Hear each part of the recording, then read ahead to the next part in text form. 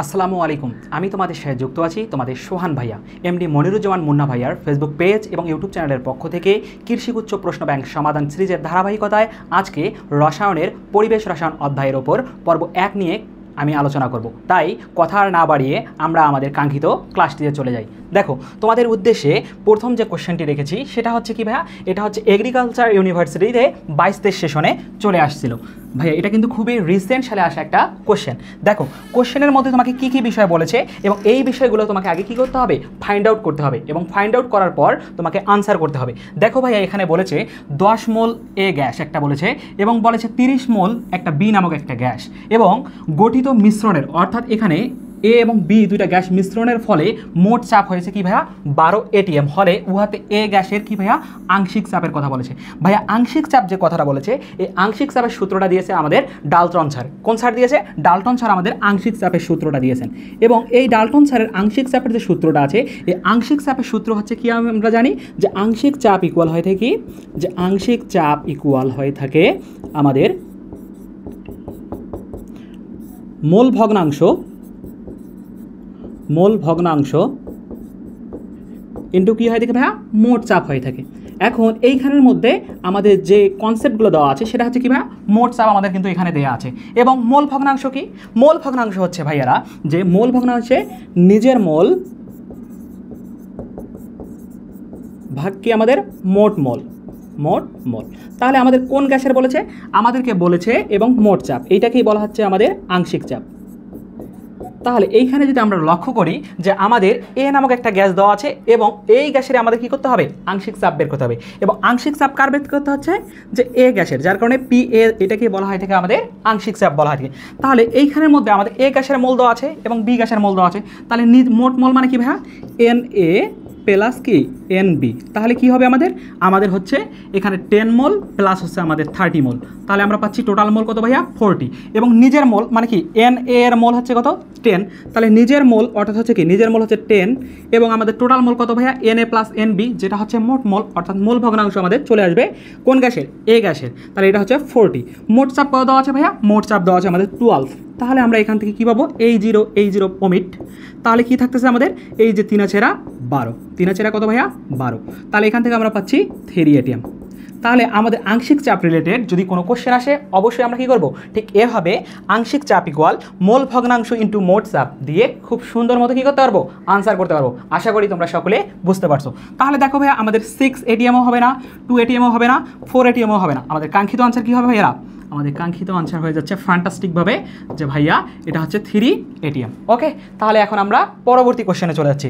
দেখো, পরবর্তীতে তোমাদের জন্য যে কোশ্চেনটা রাখা হয়েছে সেটা কি ভাইয়া, সেটাও কিন্তু এগ্রিকালচার ইউনিভার্সিটিতে 22 সেশনে চলে আসছিল এবং এই কোশ্চেনটা কি বলছে, একই তাপমাত্রায়, ভাই ফাইন্ড দিস, যে ভাইয়া একই তাপমাত্রায় বলেছে মানে কি টেম্পারেচার ইজ কনস্ট্যান্ট, টি কি ভাইয়া কনস্ট্যান্ট মানে ধ্রুবক। এখানে বলছে কি RMS অর্থাৎ বর্গমূল গড় বর্গবেগের মান এর সঠিক ক্রম কোনটা, মানে কোন ক্রমটা সঠিক হবে সেটা আমাদের কী করতে হবে, বের করতে হবে। ভাইয়া CRMS বেগ কোনটা কী জিনিস সেটা আমরা আগে দেখব। CRMS হয়ে থাকে অর্থাৎ বর্গমূল গড় বর্গবেগ, সেটা হয়ে থাকে √3 RT বাই কি ভাইয়া M হয়ে থাকে এবং CRMS এর আরেকটা সূত্র আছে কি ভাইয়া, CRMS অর্থাৎ বর্গমূল গড় বর্গবেগ, সেটা হয়ে থাকে আমাদের 3P বাই কি ভাইয়া রো, অর্থাৎ ঘনত্ব এবং চাপের মধ্যে সম্পর্কের এইটা হয়ে থাকে বর্গমূল গড় বর্গবেগের মান এবং এটা হয়ে থাকে কি ভাইয়া আমাদের তাপমাত্রা এবং হচ্ছে কি মোলের মধ্যে সম্পর্কের, এটা হচ্ছে CRMS এর সূত্র। তাহলে ভাইয়া এইখানের মধ্যে আমরা দেখতে পাচ্ছি যে এইখানের মধ্যে মৌল দেওয়া আছে, কি আছে ভাইয়া মৌল দেওয়া আছে অর্থাৎ যৌগ দেওয়া আছে। এই যৌগগুলোর ক্ষেত্রে কি আমরা জানি যে অবশ্যই ভাইয়া এদের যদি ক্রম বের করতে যাই তাহলে আমাদের কোন বিষয়টা মাথায় রাখতে হবে, অবশ্যই ভাই আমাদের যে বিষয়টা মাথায় রাখতে হবে সেটা হচ্ছে এদের আণবিক ভর অর্থাৎ M এর সাথে রিলেশন আমাদের বের করতে হবে। এই কারণে আমরা এই সূত্রটা দিয়ে বের করতে পারবো না, আমরা বের করতে পারবো এই সূত্রটা দিয়ে। তাহলে CRMS ভেলোসিটি হচ্ছে কি ভাই আমাদের যে আণবিক ভরের কি হয় থাকে ব্যস্তানুপাতিক, বর্গমূলের ব্যস্তানুপাতিক হয়ে থাকে, অর্থাৎ যা আণবিক ভরের মান কম হবে তার CRMS ভেলোসিটির মান কী হবে ভাইয়া বেশি হবে। তাহলে দেখো ভাইয়া এইখানের মধ্যে মৌল কোনটা কোনটা দেওয়া আছে, নাইট্রোজেন দেওয়া আছে, কার্বন ডাইঅক্সাইড দেওয়া আছে এবং কি আছে হাইড্রোজেন দেওয়া আছে, অর্থাৎ এই তিনটা মৌলের আমাদের আণবিক ভর আগে বের করতে হবে। যদি আমরা বের করি ভাইয়া, দেখো নাইট্রোজেনের আণবিক ভরের হয়ে থাকে কত আমাদের 28, কার্বন ডাইঅক্সাইডের কত 44 এবং হাইড্রোজেনের কত ভাইয়া যে 2। তাহলে এইখানের মধ্যে আমাদের হাইড্রোজেন হচ্ছে সবচেয়ে কম, তাহলে কি হবে CRMS ভেলোসিটি বেগ কার বেশি হবে, হাইড্রোজেনের হবে। তাহলে ভাই কোথায় হাইড্রোজেন আমাদের দেওয়া আছে, এই যে এখানে পাচ্ছি না, এখানেও পাচ্ছি না, এখানেও পাচ্ছি না, দেখো ভাই এখানে দেওয়া আছে কিন্তু যার কারণে কি হবে ফ্যান্টাস্টিকভাবে আমাদের এইটা হবে আমাদের কাঙ্ক্ষিত অ্যান্সার ভাইয়া। কেন? কারণ এইটা আমাদের কি হবে সবচেয়ে বেশি হবে আমাদের আরএমএস ভেলোসিটির মান কার বেশি হবে, যে আমাদের হাইড্রোজেন হবে, এবং তারপর কার ভাইয়া নাইট্রোজেন হচ্ছে 28, যার কারণে কি হবে নাইট্রোজেন হবে, এবং সবচেয়ে কম হবে কার এখানের মধ্যে কার্বন ডাইঅক্সাইড, যেটা এখানে আমাদের এ নাম্বার অপশনের সাথে মিলে গেছে, যার কারণে ফ্যান্টাস্টিকভাবে আমাদের কি হচ্ছে ভাইয়ারা এটা হচ্ছে আমাদের কাঙ্ক্ষিত অ্যান্সার। তাহলে ভাই আমরা এখন পরবর্তী কোশ্চেনে চলে যাচ্ছি। যে ভাইয়া দেখো পরবর্তীতে আমাদের জন্য যে কোশ্চেনটা রেখেছে সেটা যদি একটু লক্ষ্য করি ভাইয়া, দেখো এটা আমাদের 21-22 সেশনে আসা একটা কোশ্চেন। এটাকে কি বলছে, পানীয় জলে হু অর্থাৎ ওয়ার্ল্ড হেলথ অর্গানাইজেশন কর্তৃক অনুমোদিত পিএইচ এর মান কত। ভাই ফার্স্ট অফ অল আমরা পিএইচটা কি এটা একটু জেনে নেব। পিএইচ হচ্ছে কি, যে পিএইচ হয় থেকে কোনো দ্রবণের হাইড্রোজেন আয়নের ঋণাত্মক লগারিদমকে বলা হয় থেকে কি ভাইয়া পিএইচ বলা হয় থেকে। পিএইচ একটা কি ভাইয়া একটা স্কেল হয় থেকে, যেটার ভ্যালু হয় থেকে যে আমাদের সেটার ভ্যালু হয় থেকে 0 থেকে 14 পর্যন্ত এটার ভ্যালু হয় থেকে, এবং এখানে অ্যাসিড এবং বেস এই দুইটা পার্ট নিয়ে কি হয় থাকে আমাদের এই যে স্কেলটা কনস্ট্রাক্ট হয়ে থাকে। এখন এইখানের মধ্যে বলছে পানীয় জলে অর্থাৎ পানীয় জলের মধ্যে অর্থাৎ পানির মধ্যে হু কর্তৃক অনুমোদিত পিএইচ এর মান কত। হ্যাঁ ভাইয়া আমরা এটা জানবো, কিন্তু এর আশেপাশে আরও কিছু ইনফরমেশন আমরা একটু জেনে নেব। দেখো ভাইয়া ডিজলভ অক্সিজেন যে আছে অর্থাৎ যেটাকে আমরা ডিও বলে থাকি, এটার পিএইচ এর মান হয় থেকে হু কর্তৃক অনুমোদিত, সেটা হয় থেকে কি ভাইয়া 5 থেকে 6 মিলিগ্রাম পার লিটার বা বলা হয় থেকে পিপিএম। আর ভাইয়া এখানে আছে কি বিওডি যে আছে, এই বিওডি এর জন্য আমাদের এটার মান হয় থেকে 6 মিলিগ্রাম পার লিটার বা পিপিএম। এবং ভাইয়া কি আছে সিওডি যে আছে অর্থাৎ কেমিক্যাল অক্সিজেন ডিমান্ড, এর জন্য হয় থেকে 10 মিলিগ্রাম পার লিটার হয়ে থাকে। এবং এইটা হচ্ছে ডিজলভ অক্সিজেন, এটা হচ্ছে কি বায়োকেমিক্যাল অক্সিজেন ডিমান্ড বলা হয় থেকে 6 মিলিগ্রাম পার লিটার। এবং ভাইয়া এই কয়েকটা ইনফরমেশন একটু জেনে রাখা তোমার জন্য অত্যাবশ্যকীয়। এবং ভাইয়া এখানে দেখো তোমার পানীয় জলের কথা বলছে, অর্থাৎ যেটা আমাদের কাঙ্ক্ষিত আনসার হবে সেটা হচ্ছে কি ভাইয়া পিএইচ এর মান যখন পানীয় জলে বলবে সেটা হয় থেকে আমাদের 6.5 থেকে ভাইয়া 8.5, 6.5 থেকে 8.5। অর্থাৎ যদি আমাদের পানির মধ্যে কি হয় থাকে ভাইয়া পানির মধ্যে পিএইচ এর মান 6.5 থেকে 8.5 মধ্যে হয়ে থাকে, তাহলে সেই পানিটা আমাদের কি হবে গ্রহণযোগ্যতা রাখবে। এবং আমরা জানি বিশুদ্ধ পানির পিএইচ এর মান কত ভাইয়ারা, বিশুদ্ধ পানির পিএইচ এর মান হয় থেকে 7। ওকে, এই কারণে এটা কি হয় থাকে ভাইয়া যে এটা নিরপেক্ষ হয়ে থাকে। ওকে, তাহলে ভাইয়া ফ্যান্টাস্টিকভাবে আমরা আমাদের কাঙ্ক্ষিত আনসার কি পেয়ে যাচ্ছি, যে এ নাম্বার হবে, যার কারণে বি নাম্বার হবে না, ডিও হবে না এবং সিও হবে না। ওকে, আশা করি সবাই তোমরা বুঝতে পারছো। তাহলে আমরা এখন আমাদের পরবর্তী কোশ্চেনে চলে যাব। পরবর্তী কোশ্চেনটা কি বলছে ভাইয়া, কোনটি জলীয় দ্রবণে হাইড্রোক্সিল আয়ন প্রদান করে। ভাইয়া কে হাইড্রোক্সিল আয়ন প্রদান করে, অবশ্যই ভাইয়া ক্ষার কি করে থাকে হাইড্রোক্সিল আয়ন প্রদান করে থাকে। এখন ভাইয়া কখন হাইড্রোক্সিল আয়ন প্রদান করবে, যখন এদের মধ্যে কি হবে যে বন্ধন মানে কি হবে বন্ধনটা যখন কমে যাবে তখন কি করবে যে এরা একে অপরকে ছেড়ে দিবে। অর্থাৎ যে কোনো জিনিসের ক্ষেত্রে যখন ভালোবাসা কমে যায় তখনই কি হয় থাকে একে অপরের সাথে ব্রেকআপ হয়ে যায়। ঠিক এরকম ভাইয়া আমাদের হাইড্রোক্সিল আয়নের ক্ষেত্রে প্রদান করবে, মানে কি ব্রেকআপ যখনই হয়ে যাবে তখনই আমাদের হাইড্রোক্সিল আয়ন কি করবে দান করে দিবে। তাহলে ভাইয়া দেখো কোনটি জলীয় দ্রবণে অর্থাৎ অ্যাকোয়াস সলিউশনে হাইড্রোক্সিল আয়ন প্রদান করবে। এখন ভাইয়া এটাকে আমরা এভাবেও বলতে পারি এবং এটাকে আমরা আর একটা টুইস্ট দিয়ে মাথায় রাখতে পারি, সেটা হচ্ছে কি ভাইয়া এইখানের মধ্যে দেখো আয়রন, অ্যামোনিয়াম, ক্রোমিয়াম এবং হচ্ছে কি অ্যালুমিনিয়াম, এই সবগুলো কি ভাইয়া আমাদের পর্যায় সারণীর বাম দিকে অবস্থিত না। অর্থাৎ এই যে নাইট্রোজেন ব্যতীত এই মৌলগুলো অর্থাৎ এই বাকি তিনটা মৌল যে আছে অর্থাৎ অ্যালুমিনিয়াম, আয়রন এবং হচ্ছে ক্রোমিয়াম, এই বাকি তিনটা মৌল হচ্ছে কি পর্যায় সারণীর বাম দিকে বেশিরভাগ ক্ষেত্রে অবস্থান করে থাকে। আমরা কি জানি যে বাম থেকে ডানে যদি যাই আমরা পর্যায় সারণীর, তাহলে আমাদের কি হয় থাকে ভাইয়া ক্ষার ধর্ম কি হয় থাকে ক্ষার ধর্ম হ্রাস পায়, ক্ষার ধর্ম হ্রাস পায়। এখন ভাই এইখানের মধ্যে দেখো আমরা দেখতেছি অ্যালুমিনিয়াম আমাদের পর্যায় সারণীর বাম দিকে অবস্থান করে থাকে এবং আয়রন আমাদের কি করে থাকে পর্যায় সারণীর বাম দিকে অবস্থান করে থাকে এবং ক্রোমিয়াম যে আছে এটাও পর্যায় সারণীর বাম দিকে অবস্থান করে থাকে। অর্থাৎ এদের মাঝে কি দেখা যায় ভাইয়া, অর্থাৎ এই মৌলটা এবং এই মৌলটার মধ্যে কি হয় থাকে ক্ষার ধর্ম বেশি পরিমাণে দেখা যায়। অর্থাৎ ক্ষার ধর্ম যত পরিমাণে বেশি পরিমাণে দেখা যাবে এই যে হাইড্রোক্সিলের সাথে যুক্ত থাকার প্রবণতা কী হবে ভাইয়া তত বেশি হবে। যার কারণে ভাইয়া আমাদের এই বি নাম্বার এটা হাইড্রোক্সিল ছেড়ে দিয়ে দেবে না এবং এ নাম্বারও আমাদের হাইড্রোক্সিল ছেড়ে দেবে না এবং ক্রোমিয়ামও আমাদের হাইড্রোক্সিল ছেড়ে দেবে না। কিন্তু ভাইয়া নাইট্রোজেন যে মৌলটা আছে এই নাইট্রোজেন মৌলটা কী করে থাকে পর্যায় সারণীর মোটামুটি ডান দিকে অবস্থান করে থাকে। যার কারণে এই যে অ্যামোনিয়াম হাইড্রোক্সাইড কী হয় একটা দুর্বল ক্ষার হয়ে থাকে, কী হয়ে থাকে ভাইয়া দুর্বল ক্ষার হয়ে থাকে এবং এটা আমাদের কী হয় থাকে ভাইয়া সবল ক্ষার হয়ে থাকে। কারণ এদের মধ্যে কী হয় থাকে হাইড্রোক্সিলকে ধরে রাখার প্রবণতা বেশি এবং এ দুটোও কী করে থাকে ভাই আমাদের যে এটা সবল ক্ষার হয়ে থাকে। তাহলে দুর্বল ক্ষার কী করে থাকে যে এদের মধ্যে কী আছে ভালোবাসার টান কম, ভালোবাসার টান যখন কম থাকবে ভাইয়া তখন কী করবে একে অপরকে ব্রেকআপে চলে যাবে। তাহলে ভাই আমাদের কী হচ্ছে হাইড্রোক্সিল আয়ন তখন দান করে দিবে। অর্থাৎ দান করে দেওয়ার মাধ্যমে কী হচ্ছে ভাইয়া ফ্যান্টাস্টিকভাবে আমাদের কী হচ্ছে কোশ্চেনের যা চেয়েছে তার সাথে মিলে যাচ্ছে। যার কারণে আমরা বলতে পারতেছি যে এটাই হচ্ছে আমাদের কাঙ্ক্ষিত আনসার। আশা করি সবাই তোমরা বুঝতে পারছো। তাহলে পরবর্তী কোশ্চেনে আমরা যদি চলে যাই, দেখো ভাইয়া কি বলছে যে কোন গ্যাস জোড়ায় ব্যাপন হার সমান। ভাইয়া কোন হার বলছে? ব্যাপন হার বলেছে। এখন ভাই এই ব্যাপন হারটা কি জিনিস সেটা আমরা জানবো। এখন ব্যাপন হারটা হয়ে থাকে যদি এইটা একটা ভাইয়া কন্টেইনার হয়ে থাকে, এই কন্টেইনারের মধ্য থেকে কি করবো আমরা এ বি যে কোনো নামক গ্যাস আমরা নিলাম, এই গ্যাস দিয়ে কি করলাম জাস্ট একটা সরু ছিদ্রপথ বা হচ্ছে একটা ছিদ্রপথের মধ্য দিয়ে কি করতেছে যে প্রতি একক সেকেন্ড সময়, প্রতি সেকেন্ড সময়ের মধ্যে যে পরিমাণ আয়তন কি হবে বের হয়ে যাবে, অর্থাৎ তাকেই বলা হচ্ছে কি ভাই আমাদের যে বলা হবে ব্যাপন হার। অর্থাৎ নির্গত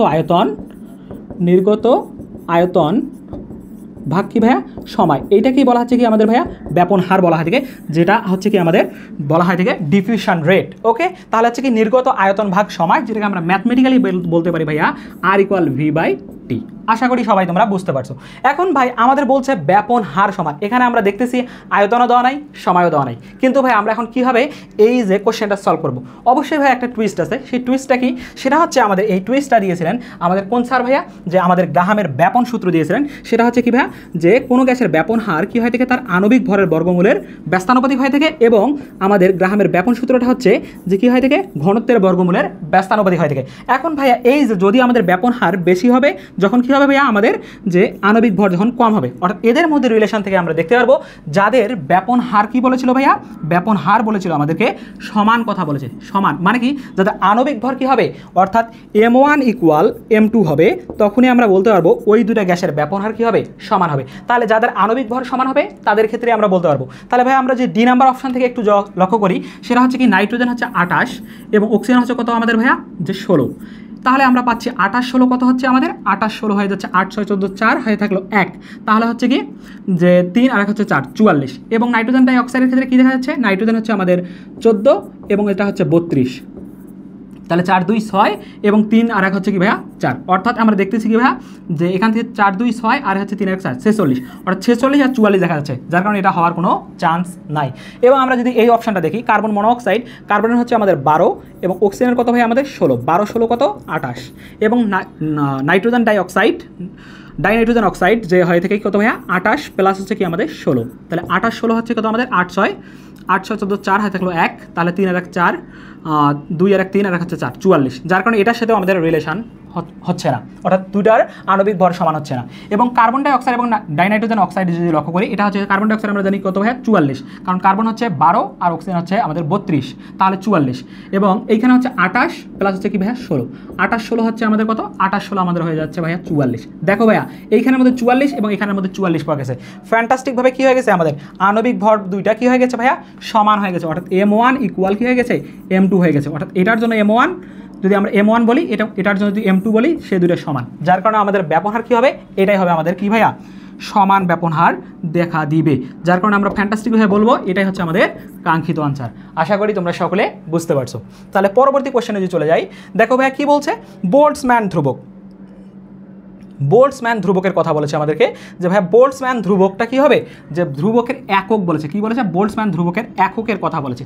এখন ভাই বোল্টজম্যান ধ্রুবকটা কোত্থেকে আসে, বোল্টজম্যান ধ্রুবকটা আসে ভাই এই জায়গা থেকে, একটু লক্ষ্য করো।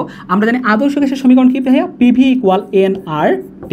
এখন এই সমীকরণের মধ্যে আমরা অনেক সময় কী করে থাকি, তার অ্যাভোগাড্রোর সংখ্যা দ্বারা যদি ভাগ করে দিই, অর্থাৎ এই যে মোল সংখ্যার এখান থেকে আমরা অ্যাভোগাড্রোর সংখ্যাও কিন্তু নিয়ে আসতে পারি। কিন্তু ভাইয়া বোল্টজম্যানের একক চেয়েছে, অর্থাৎ বোল্টজম্যানের এককটা কী হয় থেকে ভাইয়া, যে বোল্টজম্যান একক অর্থাৎ বোল্টজম্যান যে আছে ভাইয়া, এইটাকে একটা কনস্ট্যান্ট, যেহেতু এটাকে কে দ্বারা প্রকাশ করা হয় থাকে, কি ভাইয়া কে দ্বারা প্রকাশ করা হয় থাকে, এবং সেটা কি হয় থাকে বোল্টজম্যান ধ্রুবক হয় থেকে। যদি তুমি মোলার গ্যাস ধ্রুবক যে আছে, এই মোলার গ্যাস ধ্রুবকটাকে অ্যাভোগাড্রোর সংখ্যা দ্বারা ভাগ করো, তাহলে বোল্টজম্যান ধ্রুবক পাওয়া যায়। এখন ভাই আমরা যদি কি করে থাকি, SI এককে আমরা নিব, এই যে মোলার গ্যাস ধ্রুবকের SI এককের মান হচ্ছে 8.314 জুল পার কেলভিন পার মোল হয়ে থাকে। আর ভাইয়া অ্যাভোগাড্রোর সংখ্যা যে আছে সেটা কী হয়ে থাকে 6.02 × 10⁻23 এত কী হয়ে থাকে পার মোল হয়ে থাকে। তাহলে ভাইয়া আমাদের কি লাগবে, মানটাও আমরা একটু দেখে ফেলবো। এটাকে যদি এইটা ভাগ করি, তাহলে ভাই আমাদের মান আসে 1.38 × 10⁻23। এখন ভাইয়া পার মোল কাটা, যেহেতু আমাদের এটাই আমাদের এককটাই বের করতে হবে, তাহলে এই পার মোল কি ভাইয়া কাটা, তাহলে আমাদের থাকতেছে কি ভাইয়া জুল থাকতেছে আর কি থাকতেছে কেলভিন থাকতেছে, জুল থাকতেছে আর কেলভিন থাকতেছে। তাহলে ভাই আমাদের ফ্যান্টাস্টিকভাবে কী হবে, এরাই হবে আমাদের কাঙ্ক্ষিত আনসার, অর্থাৎ জোল পার মলিকিউল, বা এখানে মোল বার বা অথবা আমরা বলতে পারি মলিকিউল, যার কারণে কী হবে ফ্যান্টাস্টিকভাবে আমাদের এ নাম্বারটা হবে আমাদের কাঙ্ক্ষিত অঞ্চল, সরি ভাইয়া মলিকুল হবে না, জুল পার মলিকুল হবে না, আমাদের কি হচ্ছে মলিকুল তো নাই ভাইয়া, একটু ভাইয়া শুভঙ্করের ফাঁকি, বুঝছো, এটা কিন্তু একটা শুভঙ্করের ফাঁকি। তোমরা কিন্তু চোখের দেখা কী করতে পারো, একটু দেখো চোখের দেখা কী করতে পারো, জুল পার মলিকুল আনসার দিতে পারো, কিন্তু ভাইয়া কী হবে না, ওটা আমাদের কাঙ্ক্ষিত আনসার হবে না। এই যে ভাইয়া জুল সেকেন্ডও হবে না এবং গ্রাম সিসিও হবে না, আমাদের কী হবে, ফ্যান্টাস্টিকভাবে আমাদের কাঙ্ক্ষিত আনসার কী দাঁড়াবে ভাইয়া, ফ্যান্টাস্টিকভাবে আমাদের কাঙ্ক্ষিত আনসার দাঁড়াবে সি নাম্বার, যে জুল পার কেলভিন। এই যে ভাই স্ল্যাশ দেওয়া আছে, বুঝতে পারছো, আশা করি তোমরা সকলে বুঝতে পারছো। তোমাদের কিন্তু টিচাররা এভাবেই কী করবে, শুভঙ্করের ফাঁকি দিয়ে রাখবে, বুঝতে পারছো, শুভঙ্করের ফাঁকিতে তোমাদের পা দেয়া যাবে না। তাহলে ভাইয়া দেখো আমরা পরবর্তী কোশ্চেনে চলে যাচ্ছি। দেখো পরবর্তীতে যে কোশ্চেনটা দিছে সেটা কি বলছে ভাইয়া, যেটা 20-21 সেশনে আমাদের এসেছিল, এই কোশ্চেনটা কি বলেছে যে 27 ডিগ্রি উষ্ণতায়, কত ডিগ্রি উষ্ণতায় ভাইয়া, 27 ডিগ্রি উষ্ণতায় মানে তাপমাত্রা দেওয়া আছে এবং অক্সিজেন অনুর আরএমএস বেগ অর্থাৎ হচ্ছে কি যে বর্গমূল গড় বর্গবেগের মান তোমার কাছ থেকে জানতে চাচ্ছে। এখন ভাই বর্গমূল গড় বর্গবেগের মান আমরা কীভাবে বের করব, আমরা এটার জন্য একটা শর্টকাট বের করবো ভাইয়া, যেহেতু আমাদের ভ্যালু বের করতে হবে, এটা শর্টকাটটা হচ্ছে এরকম ভাইয়া, CRMS ইকুয়াল কি হয় থেকে ভাইয়া, যে 157.9 ইন্টু হয় দেখি √T/কি ভাইয়া এম।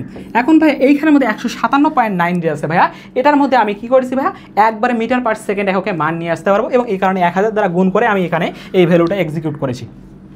তাহলে ভাইয়া লক্ষ্য করো 157.9 ইন্টু এখানের মধ্যে তাপমাত্রা কত দেওয়া আছে ভাইয়া 27, অর্থাৎ টি কী হবে কেলভিন হোকে নেব, 27 প্লাস কি ভাইয়া 273, তাহলে আস্তে আস্তে আমাদের 300 কেলভিন। এবং ভাইয়া এখানে অক্সিজেন গ্যাস দিছে, অর্থাৎ অক্সিজেনের আণবিক ভর হয় থেকে আমাদের 32। তাহলে ভাই এখানে আমরা টি এর মান কী করবো, যে 300 বসাই দিব এবং আমাদের কী হচ্ছে ভাই এখানে হচ্ছে 32, তাহলে এইটাকে হচ্ছে কি আমরা যদি 2 দ্বারা ভাগ করি তাহলে আস্তে আস্তে 16 এবং এটা হচ্ছে আমাদের কত ভাইয়া 150 এবং এটাকে যদি ভাগ করি তাহলে আস্তে আস্তে 8 আর এটাকে ভাগ করলে আমাদের আসে 75। তাহলে ভাইয়া 8 লং কত হয় থেকে 72, 8 লং 72, 9 পয়েন্ট সামথিং লেগে আসবে। তাহলে 157 পয়েন্ট কি ভাইয়া 9 ইন্টু হচ্ছে কি এই 9টাকে যদি আমরা বর্গমূল করি তাহলে আসতেছে আমাদের 3, তাহলে এটাকে 3 দ্বারা যদি গুণ করি ভাইয়া কত আসতেছে আমাদের 3 লং 27 7 আর কত থাকতেছে 2 আর 3 সাথে 21 21 2 হচ্ছে কি ভাইয়া 23, তাহলে 23-এর কি ভাইয়া আমাদের 3 আর হাতে থাকলো কত ভাইয়া 2, তাহলে 3 পূর্ণ 45 46 47 অর্থাৎ 473 পয়েন্ট সামথিং লেগে আসতেছে। বাট আমাদের এখানে একটুখানি বেশি আসতো, অর্থাৎ ভাইয়া 473-এর থেকে বেশি হবে, তাহলে 583 হওয়ার কোনো চান্স নাই, 384 হওয়ার কোনো চান্স নাই ভাইয়া, 438 হবে কি ভাইয়া, হওয়ার কোনোভাবেই চান্স নাই। তাহলে ভাইয়া ফ্যান্টাস্টিকভাবে কী হয়ে যাবে, ফ্যান্টাস্টিকভাবে আমাদের কী হবে ভাইয়া, এই যে ভাইয়া এ নাম্বার 483 পয়েন্ট সামথিং লেগে যাবে। আশা করি সবাই তোমরা কী করতে পারছো, এই কোশ্চেনটা বুঝতে পারছো। তাহলে ভাই আমরা পরবর্তী কোশ্চেনে চলে যাচ্ছি। দেখো ভাইয়া পরবর্তী যে কোশ্চেনটা আছে সেটা বলছে সমুদ্রের পানিতে সোডিয়াম ক্লোরাইডের ঘনত্ব, কার ঘনত্ব ভাইয়া, সোডিয়াম ক্লোরাইডের ঘনত্ব, যে সোডিয়াম ক্লোরাইডের ঘনত্ব বলতে কী বলছে ভাইয়া, ঘনত্ব বা পিপিটি অর্থাৎ পার্টস পার 1000-এর মান কত। আমরা জানি ভাইয়া সোডিয়াম ক্লোরাইড যে আছে, এই সোডিয়াম ক্লোরাইড কী হয়ে থাকে, সোডিয়াম ক্লোরাইড হয়ে থাকে আমাদের পানির মধ্যে থাকে, অর্থাৎ সমুদ্রের পানিতে থাকে। এই সোডিয়াম ক্লোরাইডের ক্ষেত্রে পার্টস পার 1000 যে আছে এইটার মান হয়ে থাকে ভাইয়া, অর্থাৎ আমরা যদি লক্ষ্য করি যে সমুদ্রের পানিতে আমাদের লবণের পরিমাণ থাকে ভাইয়া 3.5%, লবণের পরিমাণ কত থাকে ভাইয়া 3.5%। এখন এই যে 3.5% থাকে, এই 3.5% যখন আমরা 1000-এ নিয়ে আসবো ভাইয়া তখন আমাদের হয়ে থাকে 35%, অর্থাৎ সোডিয়াম ক্লোরাইডের পরিমাণ অর্থাৎ সমুদ্রের পানিতে সোডিয়াম ক্লোরাইডের ঘনত্ব বা পিপিটি যে আছে ভাইয়া এটা হয়ে যাবে আমাদের কত ভাইয়া 35% হয়ে যাবে এবং সোডিয়াম ক্লোরাইডের ঘনত্ব হয়ে থাকে 2.5 সামথিং লাইক, অর্থাৎ 58 হয়ে থাকে। ওকে, আশা করি তোমরা সবাই এই কোশ্চেনটা বুঝতে পারছো। পরবর্তী কোশ্চেনটা আমাদের কি বলেছে, পরবর্তী কোশ্চেনটা বলেছে কোন আয়নের লবণ দ্রবীভূত থাকলে পানি কি হবে ভাইয়া, পানি ক্ষারীয় হয়ে যাবে। ভাই পানি ক্ষারীয় হবে অর্থাৎ পানি কি হয়ে যাবে, ক্ষারের পরিমাণ বেশি থাকবে, তখনই কি হবে পানি ক্ষারীয় হবে। এবং এইখানের মধ্যে ভাইয়া কিছু কিছু উপাদান আছে যে উপাদানগুলো থাকলে আমাদের কি হয় থাকে পানি ক্ষারীয় হয়ে যায়, সেই উপাদানগুলো একটু মাথায় রাখতে হবে। সেটা হচ্ছে calcium ion, magnesium ion, aluminium ion. এই যে আয়নগুলো যদি উপস্থিত থাকে এবং এই আয়নগুলোর ক্লোরাইড, নাইট্রেট এবং সালফেট এইগুলো যদি উপস্থিত থাকে তাহলে কি হবে, পানি আমাদের ক্ষারীয় হবে এবং এটা ক্ষারীয় শুধুমাত্র ক্ষারীয় হবে না, সেটা স্থায়ীভাবে ক্ষারীয় হয়ে যাবে। আর যদি ভাইয়া কি হয়ে থাকে ক্যালসিয়াম, ম্যাগনেসিয়াম, অ্যালুমিনিয়াম এবং আয়রন যে আছে, এই আয়রনের আয়ন থাকলে এইগুলোর মধ্যে যদি থাকে ভাইয়া অর্থাৎ এদের কার্বনেট, এদের কি হবে ভাইয়া কার্বনেট উপস্থিত থাকলে তাহলে সেটা কি হবে অস্থায়ীভাবে ক্ষারীয় হয়ে যাবে, অস্থায়ীভাবে কি হবে ক্ষারীয় হবে। তাহলে ভাইয়া তোমরাই কিন্তু এই কোশ্চেনটা এখন আনসার দিতে পারবা, এই কয়েকটা যদি মানে বিষয় যদি তোমাদের মাথায় থাকে। তাহলে ভাইয়া দেখো তাহলে আমাদের কি হচ্ছে ফ্যান্টাস্টিক ভাবে কোনটা আনসার হবে, জিঙ্ক হওয়ার কোনো চান্স নাই, সোডিয়াম হওয়ার কোনো চান্স নাই, পটাশিয়াম হওয়ার কোনো চান্স নাই। ফ্যান্টাস্টিক ভাবে আমাদের কি হচ্ছে ভাইয়া ক্যালসিয়াম 2+ আয়ন হয়ে যাবে। আশা করি সবাই তোমরা বুঝতে পারছো।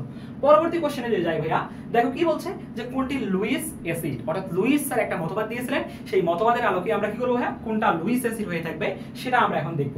ভাই লুইস অ্যাসিডের ক্ষেত্রে যে বিষয়টা একটু মাথায় রাখতে হবে, অর্থাৎ লুইস অ্যাসিড হওয়ার ক্ষেত্রে এদের কি করতে হবে, অর্থাৎ এটা প্রসম লুইস অ্যাসিড, এখানে যে কয়টা এলিমেন্ট দেওয়া আছে সবগুলাই কি হয় থাকে প্রসম অবস্থায় আছে। তাহলে ভাইয়া প্রসম হওয়ার ক্ষেত্রে কি হতে হবে যে আমাদের এদের কি করতে হবে রে ভাইয়া, এদের লন পেয়ার ইলেকট্রন অর্থাৎ মুক্ত জোড় ইলেকট্রন নেয়ার ক্ষমতা থাকতে হবে, নেয়ার ক্ষমতা থাকতে হবে, অর্থাৎ ধারণ করার ক্ষমতা থাকবে। এবং যারা কি করবে ভাইয়া, যারা লন পেয়ার ইলেকট্রন মানে মুক্ত জোড় ইলেকট্রন দান করবে তাদেরকে বলবো আমরা কি ভাইয়া, তাদেরকে বলবো ক্ষার। আর যারা গ্রহণ করার মতো ক্ষমতা রাখবে তাদেরকে বলবো অ্যাসিড।